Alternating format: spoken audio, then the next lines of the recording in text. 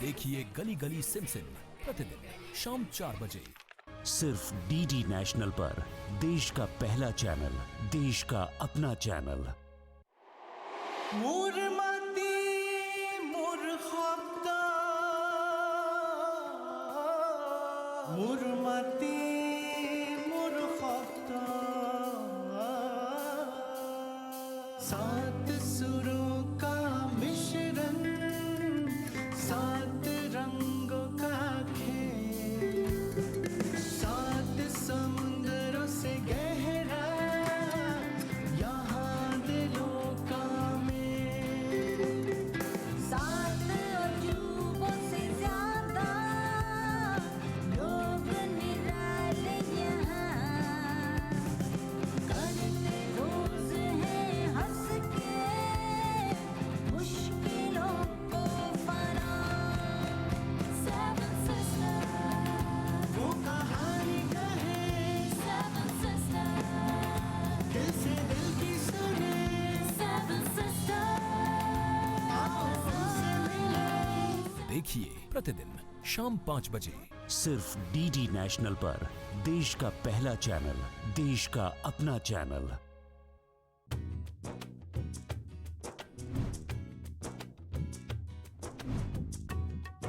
चर्चा खेती किसानी की, बातें फसलों और उनसे आमदनी की। लीजिए कृषि वैज्ञानिकों से सलाह, मौसम का सटीक अनुमान। रोजाना मंडी भाव की सही जानकारी, जानिए सरकारी योजनाओं का फायदा। खेती से जुड़ी तमाम जानकारी के लिए देखिए आपका अपना पसंदीदा कार्यक्रम कृषि दर्शन, दूरदर्शन मध्य प्रदेश पर।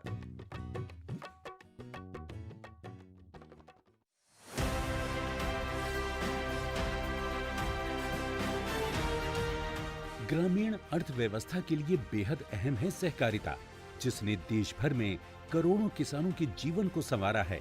प्रधानमंत्री श्री नरेंद्र मोदी जी ने इस क्षेत्र के महत्व को समझा और सहकार से समृद्धि को मूल मंत्र मानकर इस क्षेत्र के कायाकल्प का संकल्प लिया। देश में लगभग 1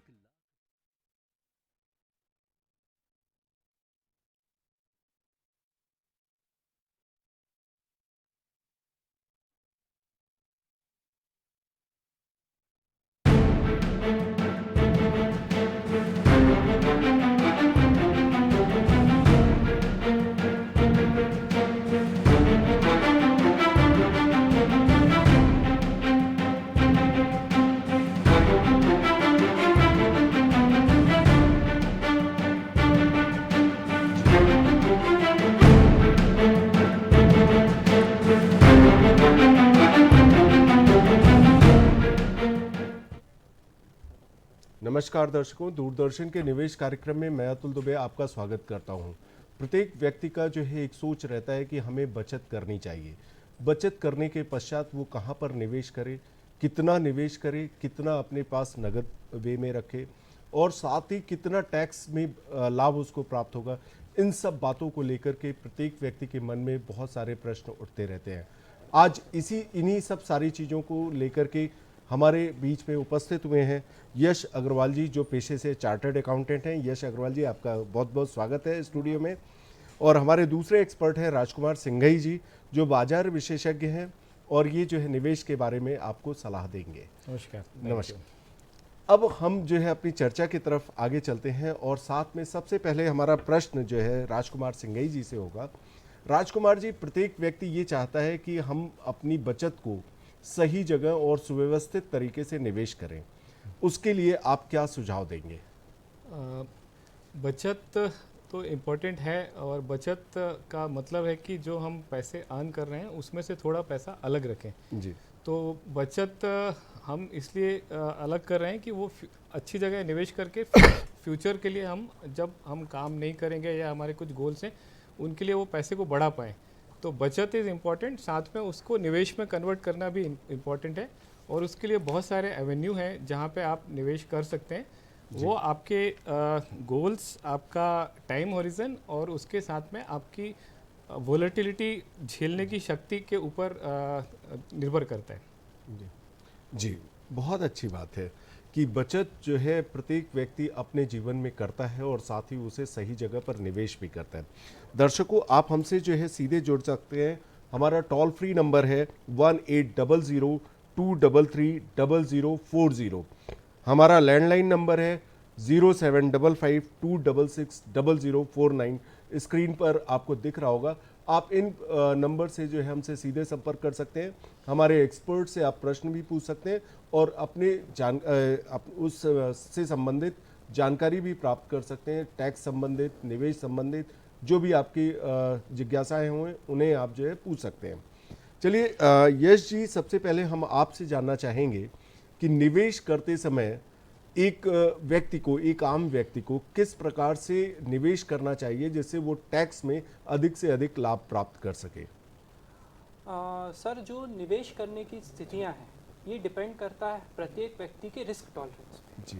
निवेश तब उस तरीके से किया जा सकता है जिससे मैं, अगर मेरी एपेटाइट रिस्क टॉलरेंस की है तो मैं म्यूचुअल फंड्स में, इक्विटी ओरिएंटेड म्यूचुअल फंड में निवेश करूं, या फिर मैं इक्विटी शेयर्स में इन्वेस्ट करूं जिसमें रिटर्न ज़्यादा है लेकिन जिसमें रिस्क भी थोड़ी ज़्यादा है। दूसरे जो कॉमन व्यक्ति जितने भी हैं, हमारे रिटायर्ड व्यक्ति हैं, जितने भी सेविंग के थ्रू ज़्यादा होते हैं, जिनमें बचत का रेट कम आता है, जैसे कि फिक्स डिपॉजिट हो गए, रिकरिंग डिपॉजिट हो गए, पोस्ट ऑफिस की स्कीम में पैसा आ गया, तो इनमें निवेश करने से हमारा पैसा सुरक्षित तो रहता है लेकिन हमारे को रेट उतनी नहीं मिलती जितनी हमको थोड़ी सी रिस्क टॉलरेंस बढ़ाने पे मिलती है।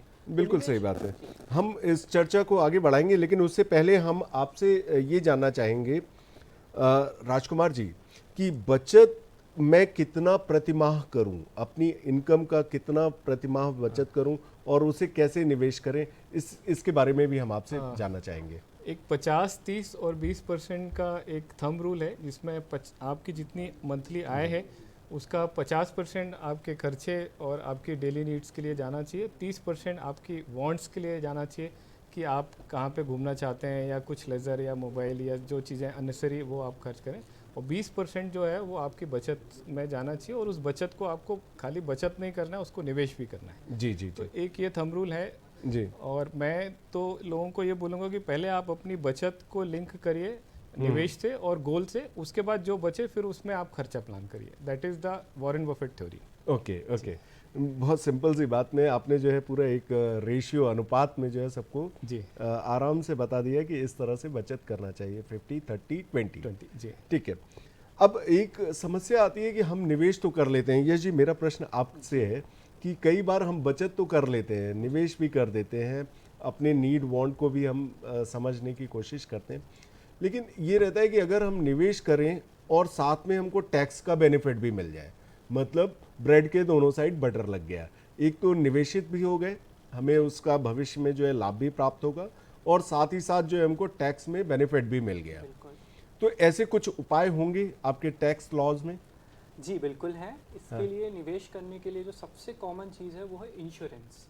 इंश्योरेंस में अगर हम प्रीमियम पे करते हैं पॉलिसी के 10% तक तो उसकी छूट आयकर विभाग देता है हर साल प्रति वर्ष प्रीमियम पे करने पे, और 1.5 लाख तक की समय की इन्वेस्टमेंट लिमिट है, सेक्शन 80C बोलते हैं इसको। इसके अलावा अगर हम इक्विटी लिंक सेविंग स्कीम, जो कि बहुत पॉपुलर म्यूचुअल फंड का ही एक स्वरूप है, ELSS, उसमें भी हम अगर निवेश करें तो हमको सरकार आयकर विभाग से 1.5 लाख की छूट प्रदान करती है। इसके अलावा कुछ equity oriented selected mutual fund जो कि गवर्नमेंट बैक्ड होते हैं उनमें भी 80C की छूट का लाभ होता है। जी जी जी। तो ELSS आपने एक शब्द कहा, हम राजकुमार जी हम आपसे जानना चाहेंगे कि क्या म्यूचुअल फंड में भी ELSS जैसे कुछ ऑप्शंस हैं जहां पर टैक्स बेनिफिट भी मिल जाए और हमें निवेशित भी हो जाए? जी हाँ, ELSS जो है equity link saving scheme is mutual fund की एक स्कीम है जिसमें 3 साल का लॉक इन पीरियड है और जितने भी 80C के बचत के इंस्ट्रूमेंट जो गवर्नमेंट ऑफ इंडिया ने नोटिफाई किए हैं उसमें एकमात्र ELSS ही ऐसा प्रोडक्ट है जिसमें लॉक इन 3 साल है, बाकी सब में 5 साल, 7 साल और 15 साल लॉक इन है। तो अगर आपको अपने पैसे को कम समय के लिए मतलब इन्वेस्ट करना है तो आपके पास ELSS is the best option और उसके रिटर्न भी लॉन्ग टर्म में बहुत अच्छे आते हैं। ELSS में दर्शकों आप ध्यान दीजिएगा कि जैसा कि हमारे एक्सपर्ट ने बताया कि ELSS में आपको टैक्स बेनिफिट भी मिल रहा है और साथ ही साथ आपका पैसा भी निवेशित हो रहा है और आपको जो है भविष्य में अच्छा लाभ भी मिलेगा। ELSS का निवेश मुख्यतः इक्विटी में होता है या डेट में? नहीं, ईएलएसएस जितने भी फंड हैं वो large cap equity oriented fund हैं। अभी कुछ मिड कैप फंड भी आए हैं, मिड कैप और स्मॉल कैप फंड जो ईएलएसएस में करते हैं। ईएलएसएस में एक अच्छा रिटर्न आपको मिल जाएगा क्योंकि लार्ज कैप ओरिएंटेड हैं तो उसमें ज़्यादा फ्लक्चुएशन भी नहीं है और 3 साल के बाद आप उस पैसे को फिर से रिसाइकल कर सकते हैं सेम एटीसी के लिए। हाँ, तो मतलब ये एक अच्छी स्ट्रैटेजी हो सकती है। कहने का मतलब कि अगर आप जो है 3 साल लॉक इन है, हर 3 साल के लिए पैसा निवेशित करते जाएं और फिर जब वो 3 साल पूरे हो जाए तो उस पैसे को निकाल करके वापस निवेश करके आप टैक्स का लाभ भी प्राप्त कर लें और बेनिफिट भी। क्या बात है, ये तो वाकई जो है ब्रेड के दोनों साइड बटर जैसा वो हो गया। अब कई बार जो है हम लोग ये भी देखते हैं कि पैसा बचाने के लिए क्योंकि हम चाह रहे हैं कि सबसे मेन प्रॉब्लम एक इंडिविजुअल या रिटेलर के सामने ये आती है कि वो बचत करे तो करे कैसे। जैसे कि आपने टैक्स के माध्यम से बचत बता दिया और निवेशित भी बता दिया, उसी तरह एक नॉर्मल व्यक्ति पैसा बचाने के लिए किस प्रकार से बजट तैयार करे, ये प्रश्न मेरा दोनों से होगा। आप दोनों बारी बारी से बताएं क्योंकि आप दोनों अलग अलग विधाओं के एक्सपर्ट हैं, प्लस साथ में बचत पर आप दोनों का क्या क्या नज़रिया है कि एक व्यक्ति, एक आम व्यक्ति किस प्रकार से बजट तैयार करे, उस पर जो है आपसे मैं जानना चाहूँगा यश जी आपसे। जैसे कि सिंघई सर ने 50, 30 और 20 का रूल बताया कि बजट कैसे तैयार करें। जी, तो 50% जो कि एक थंब रूल है जो सर ने बताया कि हमारी बेसिक ह्यूमन नीड्स, रोटी कपड़ा मकान जो कि पहले ज़माने में बोला करते, बेसिक ह्यूमन नीड्स के लिए 50% पैसा हम आदमी अगर 100 रुपये कमाता है तो 50 रुपये उधर रखता है, 30 रुपये अगर उसको घूमना है, फिरना है, गाड़ी लेना है, मोबाइल लेना है, बचे हुए 20% यानी कि 20 रुपये अगर हम सीधी सी बात करें तो वो हम बचत के लिए, हम ऐसा बोलते हैं कि ये बचत है। और इस बचत पे आदमी ये सोचता है कि इस बचत को कितना, हम इस बचत को क्या तो निवेश करके हमारी बचत के कैपिटल को बढ़ाएं और उस बचत से हम लॉन्ग टर्म अपने जीवन को चला सकें। मतलब दोनों चीजें उसको एक बार में सोचनी पड़ती हैं, शॉर्ट टर्म, लॉन्ग टर्म। बिल्कुल, शॉर्ट टर्म में उसको ऐसी बचत चाहिए जिससे वो अपने बच्चे की स्कूल फीस भर पाए, लॉन्ग टर्म में उसको ऐसी बचत चाहिए कि वो रिटायरमेंट के बाद बेनिफिट्स को उठा पाए और उसको काम करने की जीवन भर आवश्यकता ना पड़े। तो इसके लिए बहुत सारे टैक्स इंस्ट्रूमेंट सरकार ने भी दिए हुए हैं। जैसे कि सर हमने अभी ईएलएसएस की बात करी थी, लाइफ इंश्योरेंस की बात करी थी, और भी हैं। टर्म हेल्थ इंश्योरेंस अगर हम करते हैं तो उसमें 25,000 तक का और 50,000 तक का बेनिफिट भी सरकार देती है। अगर आप अपने हेल्थ इंश्योरेंस के लिए पैसा डालते हैं तो टर्म हेल्थ इंश्योरेंस में 50,000 तक का बेनिफिट्स है सीनियर सिटीजन्स तक को। और इसके अलावा क्योंकि हमें आगे के लिए भी सोचना है तो सरकार ने हायर एजुकेशन लोन पे इंटरेस्ट जो है उसकी भी भरपाई करने के लिए, और अभी तो सरकार ने पिछले 6 सालों में अगर आपने अपने आवास के लिए लोन लिया है तो उसके लिए एक्स्ट्रा 50% रिडक्शन की भी है। जी जी। तो आदमी ऐसे करके अपने टैक्स को और प्लानिंग को और अपने सपने को पूरा बजट बना ले और उस अलग अलग उसमें जो है बचत करे और निवेश। अब जो है मेरा प्रश्न आपसे यही प्रश्न है राजकुमार जी कि व्यक्ति बचत करने के लिए किस प्रकार से बजट तैयार करे। हाँ, बजट की जैसे बात है तो सबसे पहले तो आप 20% पैसा आपकी जो भी इनकम है उसको अलग कर लीजिए और उसको निवेश के लिए प्लानिंग कर लीजिए, जो ऑटोमेटिकली जब आप सैलरी क्लास हैं तो आपके सैलरी के 2, 4, 5 दिन के पहले आपके अकाउंट से निकल जाना चाहिए, क्योंकि अगर नहीं निकलेगा तो फिर वो खर्च हो जाएगा। दूसरा, मंथ के एंड में अगर आपके पास कुछ पैसा एक्स्ट्रा बच रहा है तो भी आप उसको तुरंत ट्रांसफ़र करिए अपने जहाँ पे भी आप निवेश कर रहे हैं वहाँ पे। तो इससे क्या होगा कि आपका हर महीने कुछ पैसा अलग होके निवेश होता जाएगा और वो आप पहले से डिफ़ाइन कर लीजिए कि मैं SIP के माध्यम से म्यूचुअल फंड में जा रहा हूँ या मेरी कोई पॉलिसी के पेमेंट है उसमें जा रहा हूँ। तो उससे क्या होगा कि आपका पैसा अलग हो जाएगा। एक ह्यूमन टेंडेंसी है कि अगर आपके अकाउंट में 1 लाख रुपये है तो आपको 1,10,000 का कोई बाजार में अच्छा मोबाइल आया वो दिखने लगेगा। तो बिल्कुल सिंपल लॉजिक ये है कि पहले आप पैसे अलग करके निवेश कर दीजिए तो आपके पास जो बचेंगे उससे आपका खर्चा चल जाएगा उसमें। जी जी। तो that should be the policy. दर्शकों आप ध्यान दीजिएगा, जैसा हमारे एक्सपर्ट, दोनों एक्सपर्ट ने बचत को बताया, उनका नटशेल में जो कहानी निकल करके आई कि आप अपनी आय में से पहले खर्चे जो है ना माइनस करने की जगह पे बल्कि क्या करिए, पहले अपनी बचत को माइनस करिए। यही कहने का तात्पर्य होगा कि आप अपनी आय में से अपनी बचत को पहले माइनस कर लें और फिर जो पैसा बचे उसको अकॉर्डिंगली जो है आप खर्च करें। बिल्कुल, मैं समझता हूँ दोनों के क्रक्स जो है यही निकल करके आए और इसको सही तरीके से सही जगह पर निवेश करने के बाद आप अधिक से अधिक लाभ प्राप्त कर सकते हैं। जनरली होता क्या है, मेरा प्रश्न यश जी आपसे भी होगा कि जनरली लोग पैसे तो बचा लेते हैं, लेकिन बचाते समय भी कुछ गलतियां कर जाते हैं और उसके बाद उसके निवेश करने में तो जनरली गलतियां करते ही हैं। तो ऐसी कौन सी मुख्यतः गलतियां हैं जो नहीं करनी चाहिए? देखिए सर, सबसे बड़ी गलती जो आदमी करता है, इंटरनेट सबके पास, आज के युग में इंटरनेट जैसी चीज़ सबके पास अवेलेबल है। बिल्कुल अच्छी बात है, हम इंटरनेट से, व्हाट्सएप से, इन सारी चीज़ों से हम सोचते हैं कि हम निवेश करने के लिए एक्सपर्ट हो गए हैं। कई बार बिल्कुल सही कहा आपने। तो कई बार ये चीज़ें हो जाती हैं कि हम अपने बिना कोई आर्थिक सलाहकार की मदद लिए हम स्वयं निवेश करने लग जाते हैं। आजकल तो आपने देखा होगा बहुत सारी ऐप भी आ गई हैं मार्केट में। तो ये सारी ऐप से नॉर्मली आदमी खुद ट्रेडिंग करने लग जाता है, म्यूचुअल फंड में इन्वेस्टमेंट कर लेता है, ये ना देखते हुए, उसकी पूरी टर्म्स एंड कंडीशंस को ना पढ़ते हुए उससे क्या लॉन्ग टर्म या शॉर्ट टर्म में क्या बेनिफिट या नुकसान हो सकते हैं, क्या वो उसके लिए प्रिपेयर्ड है। इसके लिए जो मेरे से सबसे सरल उपाय वो ये है कि हम एक आर्थिक सलाहकार, कोई भी आपके नज़दीकी आर्थिक सलाहकार की एक बार सलाह जरूर लें कि हमें निवेश करना है, हमें कितना रिटर्न चाहिए, कितने साल में चाहिए और कितने % हम रिस्क लेने को तैयार हैं। बहुत सही बात है। इन तीनों चीज़ों से हम आगे बढ़ सकते हैं। और आपके सेक्टर में भी मैंने देखा है कि अब प्रत्येक व्यक्ति खुद से ही अपना आयकर भी भरने लगे हैं। ये बहुत अच्छी बात है, आयकर का सरलीकरण हुआ है, वो बहुत आसान बनाया गया है। लेकिन ये कहीं ना कहीं लगता है कि हम उसके एक्सपर्ट हैं नहीं, और हम जो है कोशिश करने लगते हैं तो हमसे भी अक्सर वहाँ पे गलतियाँ हो जाती हैं। तो वहाँ पर मुख्यतः कौन सी गलतियाँ आपने ऑब्जर्व करी कि लोगों से जनरली गलतियाँ हो जाती हैं और फिर प्रॉब्लम में फंसने के बाद आपके पास आते होंगे? सबसे ज़्यादा प्रमुख जो आयकर विभाग में जो रिटर्न है लोग खुद फाइल करते हैं, वो सैलरी क्लास के लोग होते हैं। सैलरी क्लास के लोगों में सिंपल सा फॉर्म 16 जनरेट होता है और वो अपनी सैलरी के माध्यम से जितना उन्होंने कमाया है वो फीड कर देते हैं फिगर्स। लेकिन कई जो मुख्य गलतियां जो हमने देखी है वो ज़रूरत से ज़्यादा डिडक्शन, गलत सेक्शन को लगा के डिडक्शन का प्रयोग। हाँ, क्योंकि सेक्शन का नॉलेज तो होता नहीं होगा। सेक्शन का नॉलेज होता भी है तो आधा अधूरा होता है। अगर कोई नई विपदा आ गई, जैसे मैंने बोला हेल्थ इंश्योरेंस आप 25,000 तक का एक इंडिविजुअल को अलाउड है, आपने उसको लाइफ इंश्योरेंस में 80C में डाल दिया जिसमें ऑलरेडी आपकी 1.5 लाख की लिमिट फिल हो गई है। वो 25,000 का बेनिफिट आपको मिलते हुए भी नहीं मिलेगा, क्योंकि आप 80D में क्लेम कर सकते थे। तो वो सामने वाले का ही नुकसान हो गया।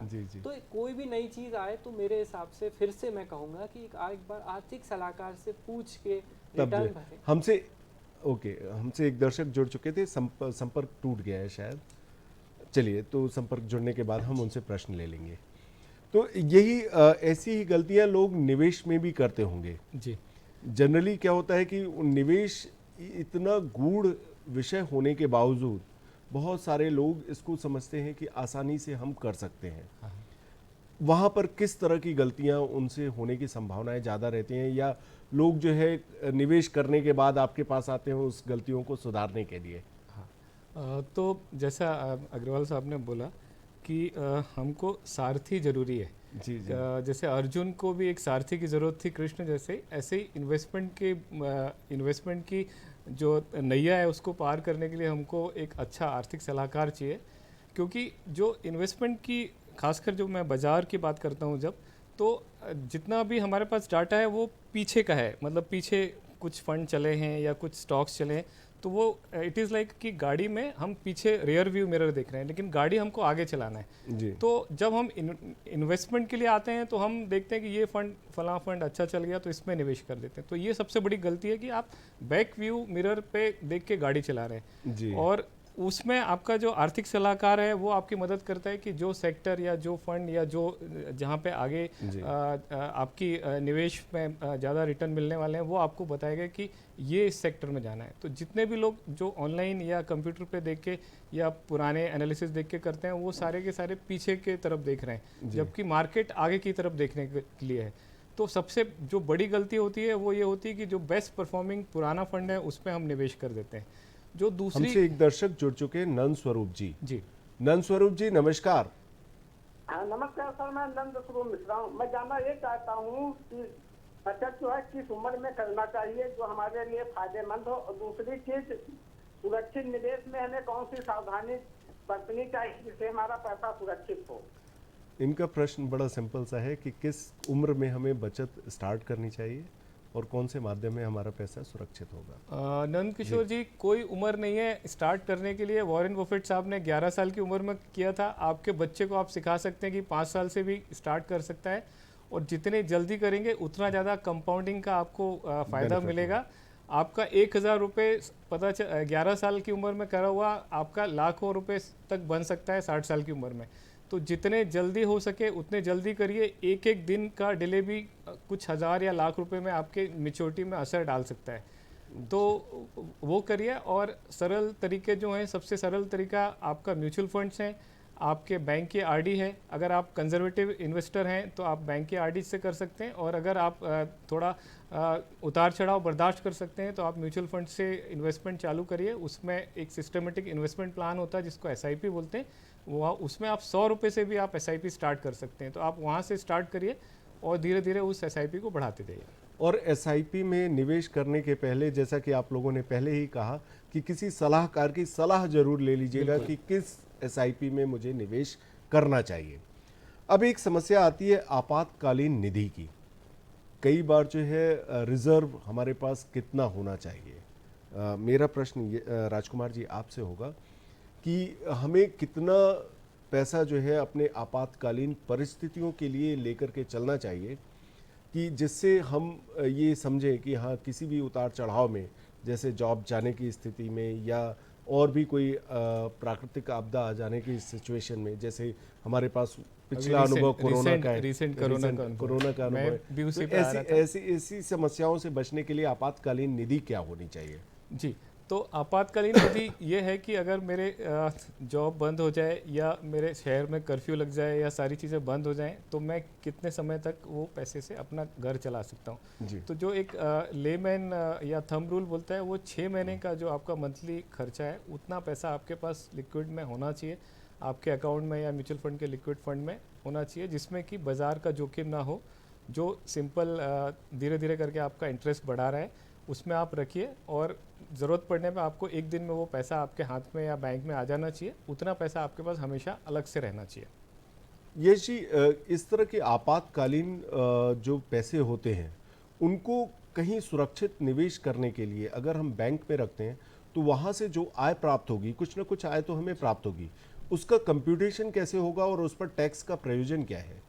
सर, 2 तरीके से, जैसे कि सिंघई सर ने भी बताया कि अगर हम 6 महीने की लिक्विडिटी रखते हैं और हमें चाहिए ऐसी चीज़ जिससे हम तुरंत विड्रॉल कर पाएँ जी, तो हमें लिक्विड फंड्स में इन्वेस्ट करना पड़ेगा। जैसे कि अब बैंक की अगर आप बात करते हैं तो उस पर हम बोलते हैं, जो ब्याज आता है बचत खाते पे उसको बोलते हैं इंटरेस्ट ऑन सेविंग्स, और जो फिक्स डिपॉजिट पे जो ब्याज आता है वो एफडी पे, जो वो इंटरेस्ट ऑन फिक्स डिपॉजिट, ये दोनों के दोनों पे आपकी स्लैब रेट के अनुसार जितनी आपकी कमाई है, नई स्कीम में आप रिटर्न भरें चाहे ओल्ड स्कीम में आप रिटर्न भरें, जितनी कमाई है उस कमाई में उस इनकम को नॉर्मल तरीके से जोड़ दिया जाता है। ओके। और एफडी है तो 40,000 के ऊपर की ब्याज की कमाई पे टीडीएस भी कटता है 10%। Okay okay. और अगर यही जो है लिक्विड फंड में, जैसा कि सर ने बताया कि लिक्विड फंड में निवेश करते हैं, वहां पर अगर कुछ बढ़कर के राशि मिलती है तो उस पर टैक्स का प्रयोजन कैसे होगा? उस पर टैक्स का प्रयोजन ये है सर, जो ये ब्याज जो है वैसा ही जो सर बता रहे हैं, म्यूचुअल फंड्स में इक्विटी पे या स्टॉक्स पे हमको डिविडेंड्स मिलते हैं और बाकी बॉन्ड्स पे हमको इंटरेस्ट मिलता है। ये डिविडेंड्स और इंटरेस्ट, पहले डिविडेंड एक्सेम्प्ट हुआ करता था, वो हटा के उसको भी इनकम फ्रॉम अदर सोर्सेज में टैक्सेबल कर लिया गया। तो उसका भी प्रयोजन स्लैब रेट के तहत ही टैक्सेबिलिटी आती है। आपकी आय के अनुसार आप किस ब्रैकेट में आते हैं, उस ब्रैकेट के अनुसार वो पैसा उसमें जुड़ जाएगा और उतने अमाउंट पे टैक्सेबिलिटी आएगी, टैक्स लायबिलिटी आपको पे करनी पड़ेगी। बहुत अच्छी बात है कि देखिए, आप कहीं से भी कैसे भी कमाएं उसको आप जो है डिक्लेयर करें और ये मान करके चलें कि उस पर टैक्स लायबिलिटी तो बनेगी यदि वो आपकी आय है तो। अब एक प्रश्न उठता है कि कई बार हम अपनी बचत को लेकर के, ये राजकुमार जी आपसे प्रश्न है मेरा, कि बचत को लेकर के हम चाहते हैं कि कंटिन्यूअस प्रोसेस ऑफ सेविंग वो चलता रहे और हमें उसके लिए बहुत ज़्यादा स्ट्रेस ना लेना पड़े, तो उस बारे में कोई सजेशन, आपका कोई सुझाव? हाँ, जैसा मैंने पहले बताया कि म्यूचुअल फंड में एसआईपी होती है, उसमें जो डेट आप फिक्स करते हैं वो भी आप डिसाइड कर सकते हैं कि 10 तारीख या महीने की 15 तारीख, उस डेट को आपके अकाउंट से पैसा ऑटोमेटिक कट के म्यूचुअल फंड में निवेश हो जाता है जी। तो वो एक सबसे ऑटोमेटेड और सबसे स्ट्रेस फ्री आपका तरीका है बचत करके निवेश करने का। और उसमें SIP से फ़ायदा ये हो रहा है कि आपको एक कंपाउंडिंग के कारण आपको आय मतलब जो उसका गेन है वो बहुत ज़्यादा है। दूसरा, हर महीने आपका पैसा ऑटोमेटिक इन्वेस्ट हो रहा है। जी जी। तो आप SIP के माध्यम से हर महीने आप बचत कर सकते हैं। This is totally automated process, आपको कहीं कुछ करने की जरूरत नहीं अच्छा। है, बैंक जाने की भी जरूरत नहीं जी है। जी। SIP तो तब हमारे लिए बढ़िया है जब हम एक रेगुलर आय दे रहे हैं। जी कई बार ऐसा भी होता है कि हमारे पास लमसम पैसा है और हम एक रेगुलर आय प्राप्त करना चाहते हैं, जी तो उस सिचुएशन में म्यूचुअल फंड में क्या ऑप्शंस हैं? जी। तो आपका बहुत अच्छा सवाल है, क्योंकि आफ्टर रिटायरमेंट आजकल म्यूचुअल फंड के लिए काफ़ी लोग रिटायरमेंट के साथ साथ बहुत सारे इन्वेस्टर्स ये भी जो चाहते हैं कि young- जैसे young एक age passive income passive income मुझे मिलती रहे। राइट। जी। तो अभी म्यूचुअल फंड में SWP सिस्टमेटिक विड्रॉवल प्लान का एक ऑप्शन है, जिससे कि आप जितना निवेश कर रहे हैं अपना किया हुआ है उसका एक सर्टेन % हर महीने आप निकाल सकते हैं। जी। और इसमें 2 फायदे हैं। एक तो आपका टैक्स लायबिलिटी कंपैरेटिवली जो डिविडेंड ऑप्शन लेते हैं उससे बहुत कम है, और आपका फिक्स जिस डेट को आपको चाहिए उस डेट को आपकी मंथली आपकी नीड्स के लिए पैसा निकल आता है। और ये काफ़ी पॉपुलर भी हो रहा है म्यूचुअल फंड में अभी SWP प्लान, खासकर जो लोग पोस्ट रिटायरमेंट इनकम के लिए या अपने पैसिव इनकम जो हर महीने चाह रहे हैं उसके लिए ये माध्यम अभी बहुत पॉपुलर हो गया है। हाँ। Right. तो यहाँ पर जो है जैसे SWP हम निकालना चाहते हैं जी। और ये कहा जाता है कि म्यूचुअल फंड बाजार के जोखिम पर आधारित है। हाँ। तो अब क्या हमें वो एक कांस्टेंट इनकम लगातार मिलती रहेगी? जी। ये तो इसकी सुनिश्चितता क्या है? SWP का कॉन्सेप्ट मैं आपको बताता हूँ कि जैसे SWP हम किसी फंड से कर रहे हैं और उस फंड का पिछले 5 साल या 10 साल में 15% या 16% या 12% का रिटर्न आ रहा है। तो जो हम SWP के माध्यम से जो पैसा निकालेंगे वो हम 8% या 9% निकालेंगे, तो आपका कैपिटल लॉस नहीं होगा, और जबकि उल्टा 2-3% जो कैपिटल गेन है वो भी होता जाएगा। तो ड्यू कोर्स ऑफ टाइम आपका जो प्रिंसिपल है वो 3% या 4 या 5% के हिसाब से बढ़ेगा, प्लस आपकी मंथली इनकम निकलती जाएगी। जी। अब यश जी जो है, मैं आपके पास चूंकि इनसे तो एक समस्या का समाधान मिल गया कि मुझे एक रेगुलर आय प्राप्त हो जाएगी। अब दूसरी समस्या ये उठती है कि उस पर टैक्स का प्रयोजन क्या होगा? अगर हम कोई एक इन्वेस्टर जो ये चाहता है कि मुझे एक कंटिन्यूअस इनकम प्राप्त होती रहे, तो वो इक्विटी में निवेश कर सकता है, डेट में भी निवेश कर सकता है एक रेगुलर आय के लिए। अब अगर उसने डेट में निवेश किया या हाइब्रिड फंड में निवेश किया या इक्विटी में निवेश करके एक रेगुलर आय प्राप्त करने की अभिलाषा रखता है, तो उसके ऊपर टैक्स लायबिलिटी का कंप्यूटेशन किस तरह से और कितना वो होगा?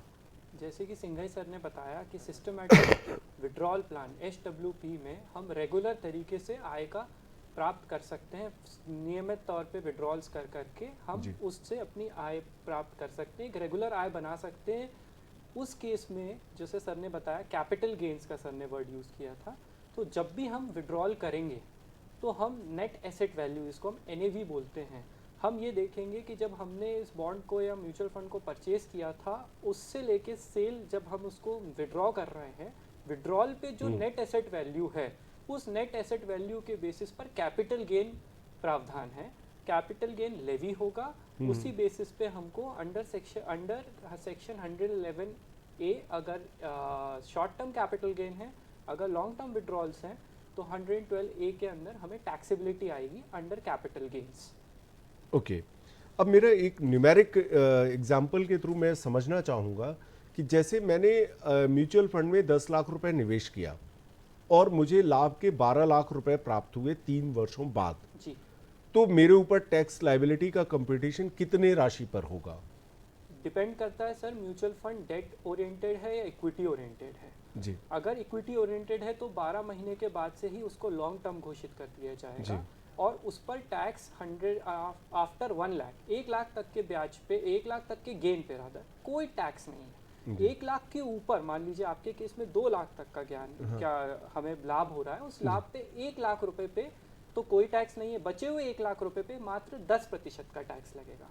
अगर वो 3 साल के बाद मुझे प्राप्त हो रहा है, 12 महीने के बाद भी हो रहा है तो वो मतलब जो है 10% की रेट से ही टैक्स का कंप्यूटेशन होगा। और सर अगर ये डेट में आ जाते हैं हम, जिसमें कि इक्विटी का एक्सपोजर 35% या उससे कम है, तो उस केस में 36 महीनों के बाद लॉन्ग टर्म कैपिटल गेन माना जाएगा और वो 20% से टैक्सेबल होगा। जी। तो यहाँ पर मुझे ये ध्यान रखना होगा कि मैं 10-12 महीने के बाद ही निकाल लूँ अगर इक्विटी है तो। ओके जी। नहीं, मेरा इसमें वो है कि आप पैसा कभी भी जब निकालिए जब आपको ज़रूरत है, और नहीं तो उसको निवेश में रहने निवेश में रहने दीजिए, वो ज़्यादा फायदेमंद है। और टैक्स मेरा एक आप भी शायद सहमत होंगे कि टैक्स की से हमको डरना नहीं है। टैक्स हम उसी पैसे पे दे रहे हैं जिसको हमने पैसा बनाया है। जी जी। तो जो लोग पैसे नहीं बना रहे हैं वो टैक्स नहीं देंगे, लेकिन आपको पैसा बनाना जरूरी है, इसलिए पैसा बनाइए और खुल करके टैक्स दीजिए। बिल्कुल सही बात है। देश की इकोनॉमी में जितना कंट्रीब्यूशन कर सकते हैं खुल करके करिए,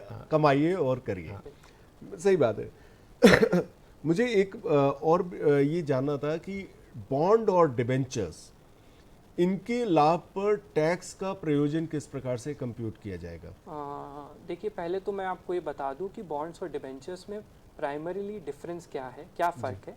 बॉन्ड्स जनरली एक जो टर्म यूज़ की जाती है वो गवर्नमेंट और गवर्नमेंट बैक सिक्योरिटीज़ पे की जाती है, और डिबेंचर्स जनरली जो इशू करते हैं, आजकल इतना प्रावधान में नहीं है, डिबेंचर्स इशू करती है कॉर्पोरेट या कॉर्पोरेट एंटिटीज़, जो कि अपना दोनों के दोनों, पहली बात तो डेट इंस्ट्रूमेंट्स हैं, बॉन्ड्स प्लस डिबेंचर्स। और बॉन्ड्स में टैक्सेबिलिटी की जहाँ तक बात है तो लिस्टेड बॉन्ड्स पे आप सरकार ने बजट 2023 के फाइनेंस एक्ट के अंदर 1 अप्रैल 2023 से लिस्टेड बॉन्ड्स जो कि एक रिकॉग्नाइज्ड स्टॉक एक्सचेंज पे ट्रेड होते हैं, उनका प्रावधान भी इक्विटी शेयर्स की तरह कर दिया है। अगर हम उनको 12 महीने या उससे ज़्यादा पे होल्ड करते हैं तो उन पे भी मात्र 10% की टैक्स लाइबिलिटी आएगी। उनको अट्रैक्टिव बनाने के लिए कि लोग गवर्नमेंट बॉन्ड्स ज़्यादा से ज़्यादा मार्केट से खरीदें और बेचें। जी। अभी बड़ी अच्छी खबर आई थी कि ये हमारा बॉन्ड, भारतीय बॉन्ड जेपी मॉर्गन स्टैनली के इंडेक्स में भी इंक्लूड कर लिया गया है। तो क्या उस पर भी वही टैक्स का प्रयोजन रहेगा जो जनरल रहता है? सर, वो इंटरनेशनल बेसिस पे है। इंटरनेशनल बॉन्ड्स पे टैक्सेबिलिटी डिफरेंट होती है इंडियन बॉन्ड्स के कंपैरिजन में, क्योंकि उन पे 10 provisions of section 10 of income tax act 1961 लागू नहीं होते। अगर JP Morgan Indian stock exchange में लिस्ट होती है तो बॉन्ड का जो लिस्टेड बॉन्ड्स हैं, जो मैंने आपको 10% का बताया, वो 10% ही रहेगा। लेकिन अगर इंटरनेशनल बॉन्ड्स, अगर इंटरनेशनल ट्रेड होते हैं तो वो फॉरेन इनकम मानी जाएगी, उनके टैक्सेबल लॉस एप्लीकेबल होंगे, और इंडिया में उस इनकम को जो हम स्लैब रेट से जब उसको अपनी आय भरेंगे उसमें जोड़ के उस टैक्स की हम भरपाई करें। हमसे एक दर्शक जुड़ चुके हैं लेकिन उनका फ़ोन कनेक्ट नहीं हो पा रहा है। उनका प्रश्न सिंपल सा था। अंकुश जैन जी हैं भोपाल से। अंकुश जैन जी का प्रश्न है कि हमें ये राजकुमार जी प्रश्न आपसे है कि वो ये जानना चाहते हैं कि हमें डायरेक्ट इन्वेस्ट करना चाहिए या किसी के माध्यम से निवेश करना चाहिए, जो कि आप चर्चा में बता चुके हैं। हाँ। तो एक बार उन्हें फिर से जो है तो बहुत अच्छा क्वेश्चन है। अभी म्यूचुअल फंड में डायरेक्ट प्लान भी हैं और वो थोड़े सस्ते होते हैं, लेकिन जैसा कि हम डॉक्टर के पास जाके दवाई लेते हैं प्रिस्क्रिप्शन लिखा के, और एक जगह हम केमिस्ट से लेते हैं, तो दोनों में अंतर है कि डॉक्टर को पता है कि वो उसका साइड इफ़ेक्ट क्या है और कितनी क्वांटिटी में आपको वो डोज देनी है, जो केमिस्ट को नहीं पता होता है। सेम ऐसे ही डायरेक्ट प्लान और रेगुलर प्लान्स में अंतर है। आप किसी बचत सलाहकार से सलाह लीजिए, क्योंकि उसका अनुभव और उसकी नॉलेज आपसे बहुत ज़्यादा है। वो आपके जो म्यूचुअल फंड्स के जो फंड मैनेजर्स हैं, उनके मैनेजमेंट्स हैं, उनसे सारों से लगातार संपर्क में है, तो उनको पता है कि आपके लिए क्या सूटेबल है, या आपको आपकी रिस्क के हिसाब से क्या फ़ंड ज़रूरत है, या क्या आपका पोर्टफोलियो होना चाहिए। तो मेरा सलाह हमेशा ये रहती है कि आप किसी निवेश सलाहकार से संपर्क करके और वहाँ से करिए। बिल्कुल सही बात है। अगर एक निवेशक एक सलाहकार से आप जो है सलाह लेकर के करते हैं तो वो सारे अप्स एंड डाउन को समझ करके, आपकी उपलब्धता को समझ करके आपको सही सलाह देगा। अब एक प्रश्न है या राजकुमार जी आपसे ही मेरा जी, कि कई बार जैसे कि रोटी कपड़ा और मकान की बात आपने जो है यश जी ने कही कि ये बहुत ही मूलभूत आवश्यकताएं हैं और ये हमारे जीवन की अभिन्न आवश्यकताएं हैं जिनको हम अपने जीवन से अलग नहीं कर सकते। इस आवश्यकता की पूर्ति के लिए हमें किस प्रकार से बचत करके निवेश करना चाहिए, इस बारे में आप कुछ बताएंगे? जी, बहुत अच्छा क्वेश्चन है आपका। सबसे जो इम्पोर्टेंट चीज़ है कि जब तक मैं अर्न कर रहा हूँ, जब तक तो मेरी सैलरी से या मेरी इनकम से ये सारे मेरे जीवन यापन होगा। एक समय ऐसा आएगा जब, जिसको हम रिटायरमेंट बोलते हैं, कि हम काम नहीं कर सकते या हम स्वेच्छा से नहीं करना चाहते, उस समय के बाद हमको ऐसी इनकम चाहिए जो कि हमारे पुराने बचत है और जो निवेश है उसमें से हमको एक पैसिव इनकम है, जो हमने SWP में बात की। तो जैसे ही हम रिटायर होंगे उसके बाद हमारे को हमारी इनकम के लिए हमको एक कॉर्पस चाहिए जिससे कि हमारा मंथली खर्चा चले। तो इसीलिए आपको ये रोटी कपड़ा मकान के साथ में बचत भी ज़रूरी है, क्योंकि ये बचत आपको उस समय जब आप वो सारी आवश्यकताएं पूरी कराएगी। पूरी कराएगी। तो ये रिटायरमेंट के लिए ज़रूरी है। तो जो सरकारी कर्मचारी हैं उनके पास रिटायरमेंट प्लान गवर्नमेंट बना के देती है, जो नहीं है उनके लिए आपको खुद बनाना पड़ेगा। जी बिल्कुल सही बात है। अगर आप जो है सही समय पर सही बचत और सही निवेश का रास्ता अपना लेते हैं तो जाहिर सी बात है कि आप अपने जीवन के सारे गोल को आसानी से प्राप्त कर लेंगे। Golden years of your life है, उसके लिए आपको बचा के रखना। ये जी अब प्रश्न मेरा आपसे है कि ये जो घर की आवश्यकता है उसको पूर्ति करने में टैक्स बेनिफिट हम किस तरह से ले सकते हैं? सर आपका सवाल बहुत अच्छा है, क्योंकि हर इंसान का एक सपना होता है अपना खुद का घर।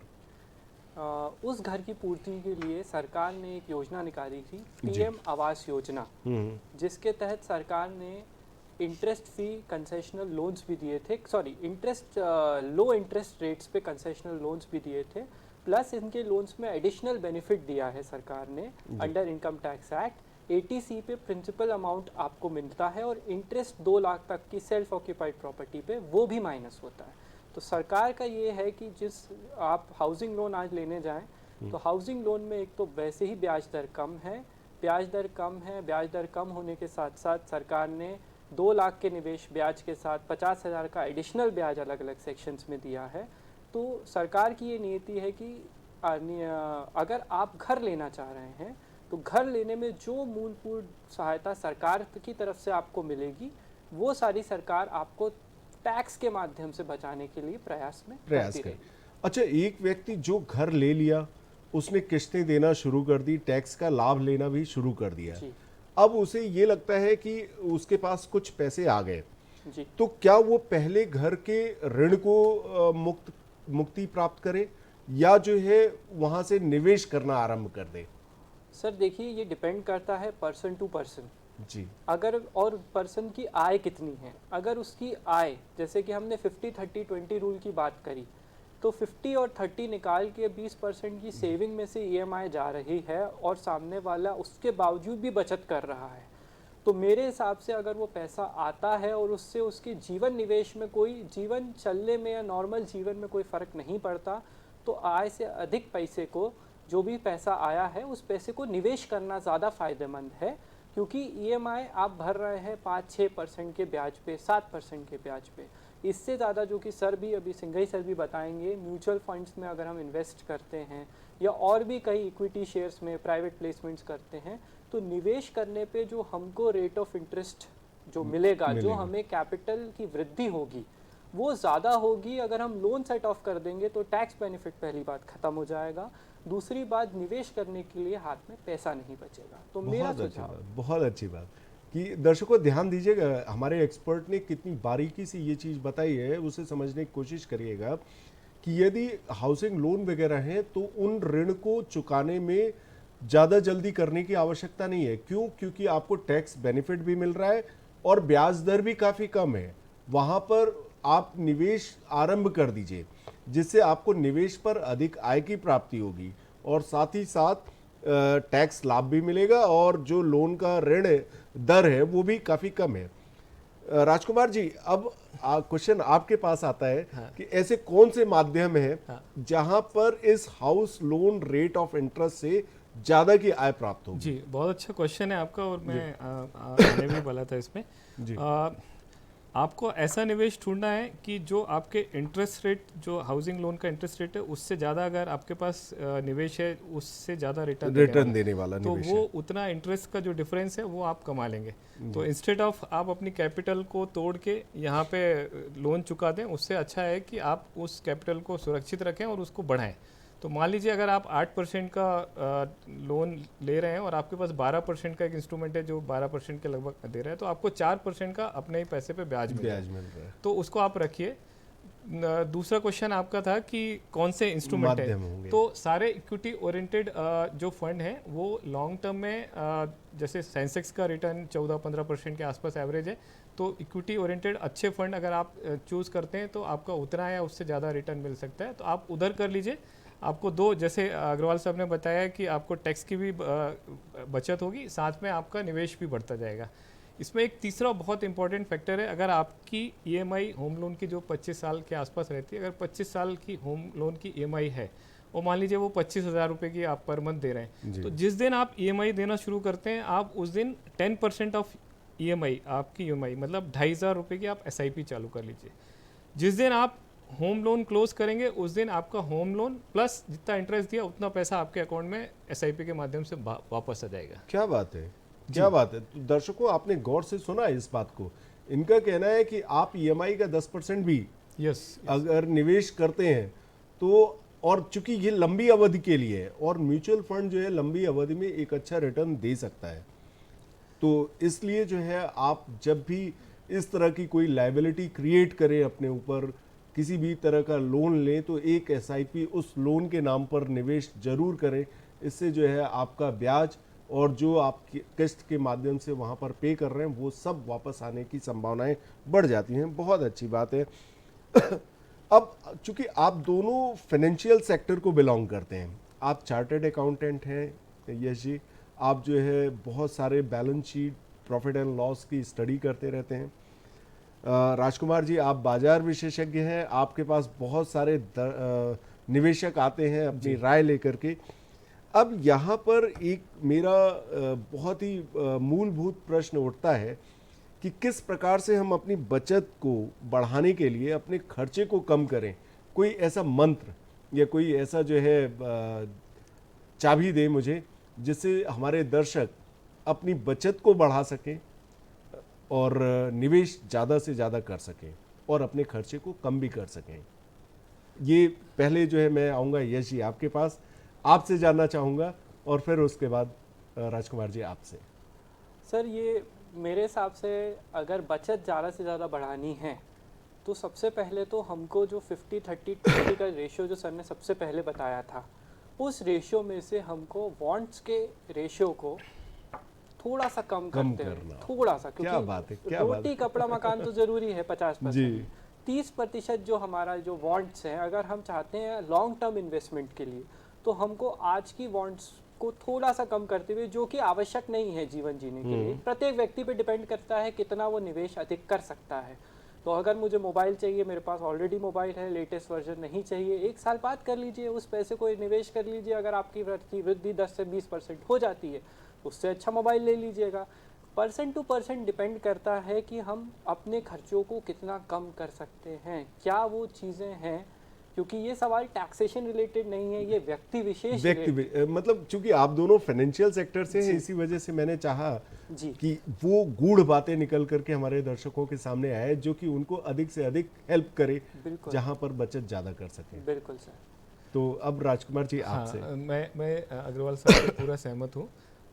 जो भी डेप्रिशिएटिंग असेट्स हैं जिनकी वैल्यू कंटिन्यूसली नीचे जा रही है, जैसे हम कार लेते हैं, जैसे ही उसका इंश्योरेंस कवर नोट कटता है उसकी कीमत 20% डाउन हो जाती है, भले शोरूम से बाहर ना निकली हो। तो this are all depreciating assets. तो आप जब भी डेप्रिशिएटिंग असेट्स में निवेश करते हैं या परचेज करते हैं डेप्रिशिएट, तो उसको पहले 4 बार सोच लीजिए कि ये ज़रूरी है या गैर ज़रूरी है, या इस जो चीज़ को ले रहे हैं इसको मैं 1 साल या 2 साल के लिए टाल सकता हूँ या कुछ समय के लिए टाल सकता हूँ, तो आप टालिए।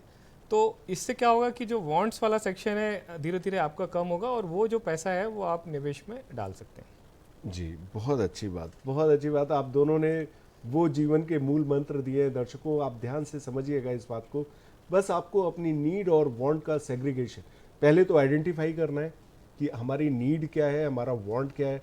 अगर ये दोनों चीज़ें आपने आइडेंटिफाई कर ली तो मैं कहता हूँ कि हमारे एक्सपर्ट्स की जो बातें हैं उनके आधार पर आप अधिक से अधिक बचत कर सकते हैं, और बचत होगी तो आप निवेश भी कर पाएंगे। अच्छा, अब एक प्रॉब्लम आती है राजकुमार जी, मेरा प्रश्न आपसे है कि निवेश करते समय, म्यूचुअल फंड में निवेश करते समय किसी भी निवेशक को कितना रिस्क लेना है, ये इस बात को निर्धारित करने के लिए वो क्या बातें ध्यान में रखे? आपका सवाल बहुत अच्छा है। पहले तो निवेशक को रिस्क समझनी है कि म्यूचुअल फंड में रिस्क क्या है। क्या है? म्यूचुअल फंड में जो रिस्क है वो टाइम की रिस्क है कि अगर आप शॉर्ट टर्म में पैसा लगा रहे हैं, जैसे कोविड में 2020 में हमने देखा, फरवरी 2020 में आपका पोर्टफोलियो जो था, मार्च 2020 में उस पोर्टफोलियो में से 40% पैसे कट गए। अगर आप उसी दिन पैसे निकालने चले गए तो आपने वो 40% लॉस बुक कर लिया। अगर वो आप 1 साल और एक्सटेंड कर दिए तो वो आपकी पुरानी वैल्यू से भी ज़्यादा हो गया जी। तो आपके पास अगर समय है तो आपका रिस्क उतना नहीं होता है। रिस्क टाइम का ही है कि अगर मेरे को 3 साल बाद डॉट पैसा चाहिए तो मैं 3 साल के बाद निकालने बैठूंगा, हो सकता है उस समय कोविड जैसा कोई वो आ जाए। तो रिस्क कैपिटल प्रोटेक्शन के लिए तो म्यूचुअल फंड में कहीं कोई रिस्क नहीं है, लेकिन आपके पास टाइम की रिस्क है। तो अगर आप रिस्क एक बार समझ जाते हैं और फिर अपना निवेश का जितना आपका समय है या ड्यूरेशन है वो अगर आपका डिसाइडेड है तो फिर आप अपने निवेश सलाहकार से बोलिए कि मेरे को ये 5 साल के लिए पैसा है, ये 3 साल के लिए, 1 साल। तो हर समय ड्यूरेशन के लिए अलग प्रोडक्ट है और जितना लंबे ड्यूरेशन के लिए आप रखेंगे उसमें रिटर्न की संभावना उतनी ज़्यादा है, रेट ऑफ रिटर्न ज़्यादा है। तो आप हमेशा पहले क्लियर हो जाइए कि ये पैसा मेरे को कितने समय तक ज़रूरत नहीं पड़ने वाली। अगर वो क्लियर है तो आप अपना प्रोडक्ट चूज़ कर सकते हैं आसानी से। बात रिस्क की चली है और बीमा की बात ना हो तो ऐसा तो संभव ही नहीं है। अब बात आती है जीवन बीमा की पॉलिसी के प्रीमियम का। तो यश जी, मेरा प्रश्न आपसे है कि अभी जो है 5 लाख तक की बीमा राशि पर जो पॉलिसी प्रीमियम पर मतलब वो टैक्स का प्रावधान आया है जी। वो प्रावधान क्या है और किस प्रकार से एक आम व्यक्ति को प्रभावित कर रहा है? जैसा कि मैंने आपको बताया था कि इंश्योरेंस पॉलिसी का 10% प्रीमियम हमको ATC में लाभ देता है, लेकिन अब जो एक प्रावधान जो आया है अप्रैल 1, 2023 के बाद से हम जो भी LIC पॉलिसीज़ लेंगे, अगर उनका प्रीमियम किसी भी वर्ष में, मान लीजिए हमने 10 साल की LIC पॉलिसी ली 50 लाख रुपए की, जिसका प्रीमियम आमतौर पे 10% के हिसाब से हम 5 लाख रुपए भर रहे हैं। अगर सरकार ये कहती है कि अगर आपका किसी भी वर्ष में प्रीमियम वैल्यू 5 या उससे अधिक हो जाता है, किसी भी वर्ष में, ध्यान रखिएगा कि अगर आने वाले सालों में वो 5 से नीचे भी हो गया, लेकिन किसी एक वित्तीय वर्ष में वो 5 लाख या उससे अधिक हो गया, तो जो मैच्योरिटी अमाउंट पहले के ज़माने में 1 अप्रैल 2023 से पहले की जितनी भी LIC पॉलिसी है उस पर ये लागू नहीं है।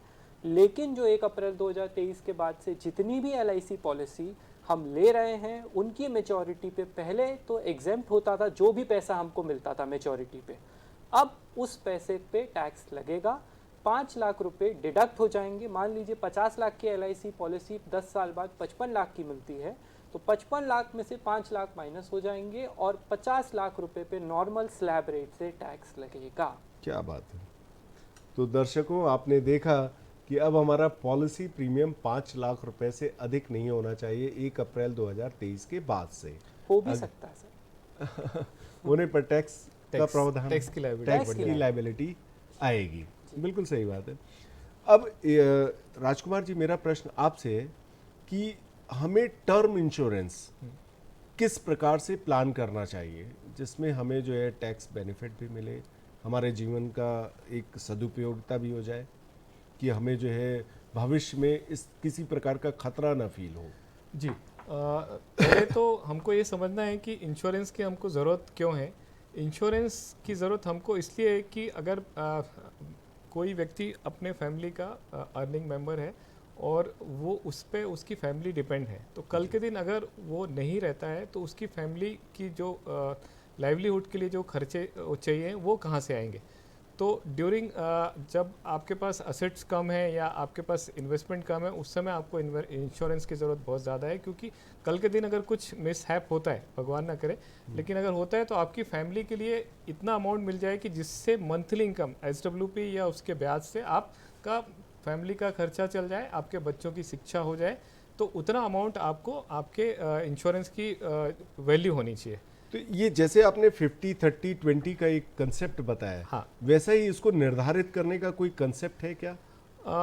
आप का अगर मंथली, आप पहले अपनी लायबिलिटी कैलकुलेट कर लीजिए कि मेरे को बच्चों की एजुकेशन के लिए कितना पैसा चाहिए, आपको बच्ची है, बेटी है, उसकी शादी के लिए कितना चाहिए, या आपके कुछ लोन्स हैं जो आज आपने लेके रखे हैं तो लोन्स की क्या लायबिलिटी है, प्लस आपको मंथली इनकम आज की डेट में क्या है, और उसके सबको जोड़ लीजिए तो उतना तो कम से कम आपके पास इंश्योरेंस होना चाहिए। और उसके अलावा फिर आप जो टाइम वैल्यू ऑफ मनी है, जो आपका इन्फ्लेशन का हमारा चर्चा नहीं हुआ, इन्फ्लेशन के हिसाब से जो महंगाई के कारण आपके खर्चे बढ़ेंगे, उस हिसाब से आपका एक इंश्योरेंस वैल्यू आती है जो आपकी लाइफ वैल्यू कहलाती है, वो आपको लेना है और उससे थोड़ा बढ़ा के आप इंश्योरेंस लीजिए और टर्म इंश्योरेंस लीजिए तो आपका जी तो आप जो है अपने परिवार को सुरक्षित कर सकते हैं, कर सकेंगे आय के मामले में। आय के मामले में जब आप नहीं हैं। जी जी, बहुत अच्छी बात है कि अच्छा, एक और प्रॉब्लम आती है कि इसमें अवधि कितनी रखनी चाहिए, इंश्योरेंस का अवधि जी, या टर्म इंश्योरेंस की बात नहीं बहुत बहुत अच्छा क्वेश्चन है आपका। इंश्योरेंस की अवधि कब कितनी होनी चाहिए? अभी इंश्योरेंस, टर्म इंश्योरेंस में 80 साल या 100 साल के भी आ गए हैं प्लान, तो आपको इंश्योरेंस की ज़रूरत कब तक है वो बहुत इंपॉर्टेंट है। आपने मेरे ख्याल से इससे अच्छा सवाल मैं इंश्योरेंस के लिए पूछ नहीं सकता हूँ कोई भी कहीं से भी। आपकी जब तक लायबिलिटी है, जब तक आपकी फैमिली आपके ऊपर डिपेंडेंट है, जब तक आपको इंश्योरेंस की ज़रूरत है, उससे ज़्यादा की ज़रूरत नहीं है। आप 60 साल के बाद, लगभग 55-60 साल में फाइनेंशियल आदमी इतना इंडिपेंडेंट हो जाता है, उसके बच्चे पढ़ के अर्न करने लगते हैं, उसकी खुद की इतनी सेविंग हो जाती है कि अब उसके बाद उसको इंश्योरेंस की बहुत ज़्यादा ज़रूरत नहीं है। तो आप चाहें तो 60-65 साल तक का इंश्योरेंस ले सकते हैं, मेरा पर्सनल जो है। यश जी, आपके ऊपर एक प्रश्न आ रहा है कि जैसे राजकुमार जी ने बताया कि आप जो है, मान लीजिए किसी एक व्यक्ति ने अपने परिवार की सारी लायबिलिटी का आकलन करने के बाद ये सुनिश्चित किया कि मुझे 5 करोड़ का टर्म इंश्योरेंस लेना चाहिए, और ऊपर वाला ना करे उसको कुछ हो जाता है और उसके परिवार ने इस राशि को प्राप्त कर लिया। अब उनका परिवार इस राशि को कहीं ना कहीं निवेश करेगा, जैसा कि राजकुमार जी ने बताया कि SWP में या कहीं पर निवेश किया, उससे जो आय प्राप्त होगी वो किस प्रकार से टैक्सेबल होगी? ठीक है, क्योंकि उस परिवार की वही एक आय का स्रोत है जी। तो वहां पर अगर हम एक मोटा माटी मान करके चलें कि 5 करोड़ का एक टर्म इंश्योरेंस की राशि उनको प्राप्त हुई जी। और उस पर जो है वो कुछ जो है 4 लाख 3 लाख जो भी उनको मासिक रूप से मिलने लगा, तो उस पर हम जो है आय का निर्धारण किस प्रकार से करेंगे?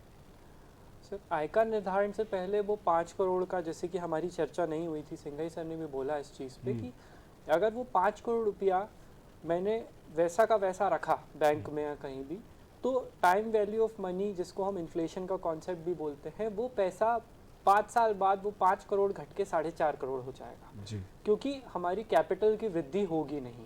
दूसरी चीज़ ये है कि अगर जिस पर्सन जिसकी मृत्यु हुई है वो सोल ब्रेड विनर है, यानी कि अकेली कमाई का जरिया था और बाकी लोग कमाई नहीं कर पाते, तो ज़्यादा रिस्की इन्वेस्टमेंट्स हम लोग, मतलब कोई भी सलाहकार आयकर सलाहकार हो, चाहे हमारे सिंघाई सर, वो भी उसको किसी भी कोई भी सलाहकार उनको ये नहीं बोलेगा कि एकदम आप पूरा पैसा इक्विटी में लगा दीजिए।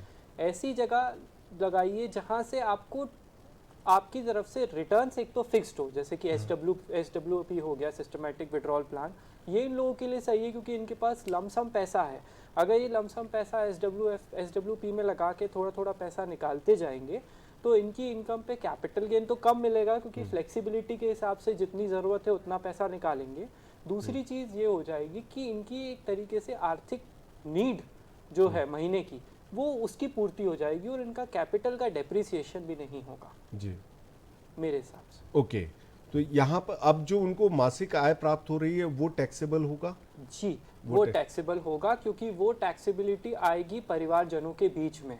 अगर उस टैक्सेबिलिटी को कम करना है तो सारे परिवारजन जितने भी हैं उस पैसे का अपने अपने हिस्से से निवेश करें, उनके आय पे, इंडिविजुअल आय पे, उनके टैक्स ब्रैकेट की अर्निंग के हिसाब से उनको टैक्स पे करना पड़ेगा जी। धन्यवाद।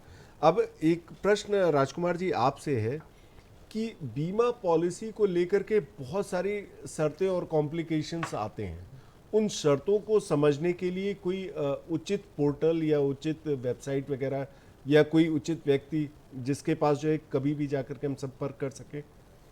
हाँ, जो आपका बीमा पॉलिसी है, पहले तो मेरी व्यक्तिगत राय ये है कि आप हमेशा अपने निवेश और इंश्योरेंस को अलग अलग रखें। तो जो इंश्योरेंस है, जैसा आपने बोला, टर्म इंश्योरेंस लीजिए, और जो इन्वेस्टमेंट है उसको आप अलग से निवेश करिए, तो दोनों चीज़ें अलग अलग चलेंगी, आप अच्छे से मैनेज कर पाएंगे जी जी। और जो आपका दूसरा सवाल था कि ये जो बीमा नियम और पॉलिसी शर्त, लेते हैं तो नियम और शर्तें। तो जब भी आप पॉलिसी लेते हैं तो एक उसका इलस्ट्रेशन चार्ट आता है, वो आप ज़रूर पढ़िए और उसको अपने से जो भी आपके बीमा सलाहकार हैं उनसे आप वो इलस्ट्रेशन वो मांगिए, और मांगने के बाद में उसको ध्यान से पढ़िए कि उसमें आपके चार्जेस क्या कट रहे हैं। वो चार्जेस बहुत इंपॉर्टेंट है बीमा पॉलिसी में। उसके बाद में आप नेट पे जाके उस पॉलिसी के बारे में पढ़िए। आजकल नेट पे लगभग हर पॉलिसी के बारे में उसकी अच्छाई बुराई सब चीज़ें मिल जाती हैं। ये सब पढ़ने के बाद आप अपनी पॉलिसी चुनिए, और ये चुनने में जल्दीबाजी मत करिए। आप आराम से 4 या 5 कंपनी की पॉलिसी को कंपेयर करिए और उनकी शर्तों को देख के जब आपको लग जाए, पूरी चीज़ें संपन्न हो जाएं, या आप कोई वित्तीय सलाहकार से पूछ सकते हैं, उसके बाद आप पॉलिसी करिए। पॉलिसी जल्दीबाजी करेंगे, बाद में जब क्लेम के समय आते हैं तो आपने ये शर्त पूरी नहीं की, वो शर्त पूरी नहीं की, वो सब चीज़ें। एक और सर एक और बहुत इंपॉर्टेंट है, जब इंश्योरेंस कर रहे हैं, आपकी जो भी बीमारियां हैं, जो भी कुछ है, वो सब आप उसमें लिखिए। पूरा डिक्लेरेशन होना चाहिए। साथ में जो पुरानी पॉलिसी है वो भी आप उसमें डालिए, क्योंकि जब आपके पास इंश्योरेंस के लिए कोई आता है, वो क्या बोलता है कि उसकी जरूरत होती है जितनी जल्दी पॉलिसी इशू हो जाए। आपसे बहुत समय तो बहुत कम है, लेकिन चर्चाएं बड़ी इंपॉर्टेंट चल रही थी। अब चलते चलते जो है आप जो है एक लाइन में कोई संदेश देना चाहेंगे? हाँ, हमारे दर्शकों, निवेश करिए, एक लाइन में निवेश करिए, और जितना ज़्यादा हो सके निवेश करिए, जितनी जल्दी हो सके। जितनी जल्दी हो सके। आपसे जो है हम जानना चाहेंगे कि आप हमारे दर्शकों को क्या संदेश देना चाहेंगे? जैसे कि सर ने बताया, निवेश करिए। निवेश करने से आपके कैपिटल की वृद्धि होगी। टैक्स के बारे में सोचने से पहले निवेश करिए। अपनी रिस्क के हिसाब से निवेश करिए। उन जगह पे निवेश करिए जिसमें आप रिस्क टॉलरेंस है, आपकी कितनी रिस्क है। आप दोनों का बहुत बहुत धन्यवाद, हमारे स्टूडियो में पधारे और खूब ढेर सारी जानकारियां दी। दर्शकों, अगले सप्ताह में फिर हम मिलेंगे आपके साथ नए टॉपिक पर, नई चर्चा के साथ। धन्यवाद। Thank you so much.